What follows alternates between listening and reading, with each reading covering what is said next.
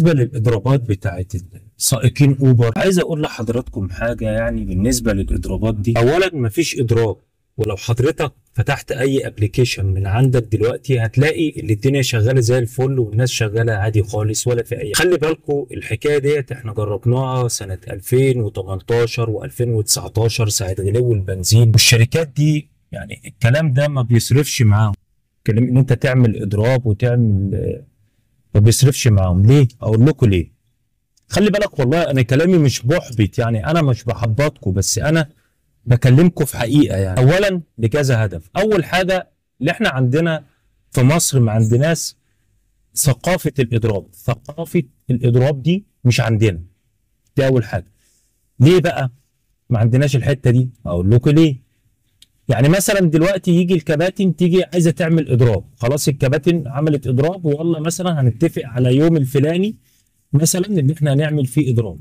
جه اليوم الفلاني دوت هتلاقي حضرتك مثلا، يعني احنا مثلا في مصر في اكتر من 3 مليون سائق لاوبر. تمام؟ الكلام دوت انا بتكلمه عن علمي مش عن جهل. تمام؟ اكتر من 3 مليون سائق. تمام؟ في مصر لو حضرتك حسبتها النهارده يعني مثلا هنقول مثلا فرضنا اللي مليون سواق فتح الابلكيشن النهارده في مصر. مصر كلها بقى محافظاتها وكله، انا بتكلم في المحافظات كلها. حضرتك النهارده عملت الاضراب هتلاقي مثلا من مليون دول، انا يعني ايه ده يعني ايه مثلا انا بقول مثلا. تمام؟ هنلاقي مثلا من مليون دول اللي عملوا اضراب مثلا 200,000. طب والباقي فين؟ الباقي شغال حضرتك ولا اي حاجه خالص. ليه؟ مش كل الناس شغاله بنزين زي حضرتك، لا في ناس كتير شغاله غاز. وطبعا لكم يعني المثل الاعلى في شركه اندرايفر، هتلاقي مثلا مشوار ابو 100 جنيه تلاقي في كباتن كتير محترمه بتاخده ب 50 جنيه. يعني انا من رايي زي ما بقول كل مره اللي شركات النقل الذكي اللي جاب دغا واللي بوظ منظومه النقل الذكي في مصر هي شركه اندرايفر. ليه؟ العرض والطلب.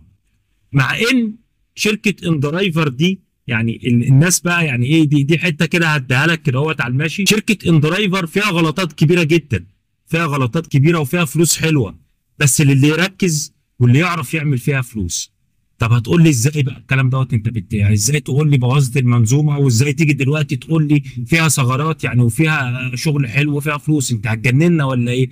هقول لحضرتك ركز معايا في الكلام اللي جاي ده كويس. شركه اندرايفر حضرتك لو انت ركزت فيها تمام هتلاقي اللي بعد ساعات، يعني بعد ساعات كده زي مثلا الريت العالي او السيرج العالي في شركه اوبر بتيجي الرحلات بسعر عالي.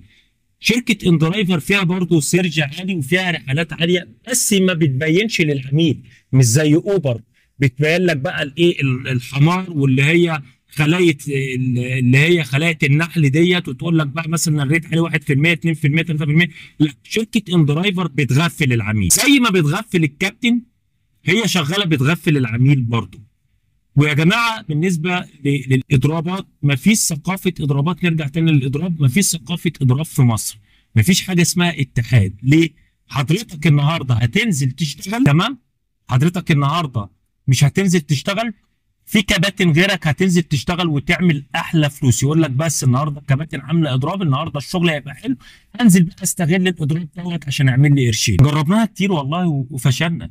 فبص عايز برضه اقول لحضرتكم حاجه برضه عشان حضراتكم برضه تعرفوها.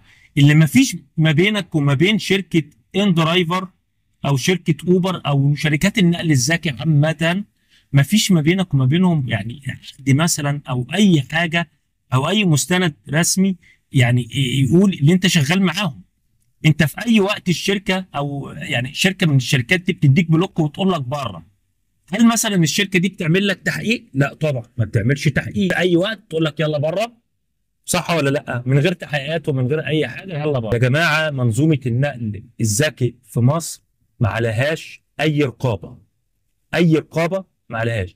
فما حدش يجي يقول لي بقى اللي احنا هنعمل اضراب ومش عارف ايه الكلام ده كله. بلى مفيش الكلام دوت. وانا عارف ان كلامي دوت هيزعل ناس كتير مني، وفي ناس ممكن تهاجمني وتشتمني، بس دي الحقيقه. يعني دي الحقيقه بتزعلكم. احنا جربنا كتير وعملنا اتحادات وبيانات ونزلنا بيانات وصحافه واعلام وكل ده على ما فيش ولا اي حاجه في اي حاجه. وكل سنه وانتم طيبين. في الاخر الشركات دي اللي هي عايزاه بتنفذه. ليه؟ لان في ناس شغاله والناس راضيه والدنيا معاهم زي الفل.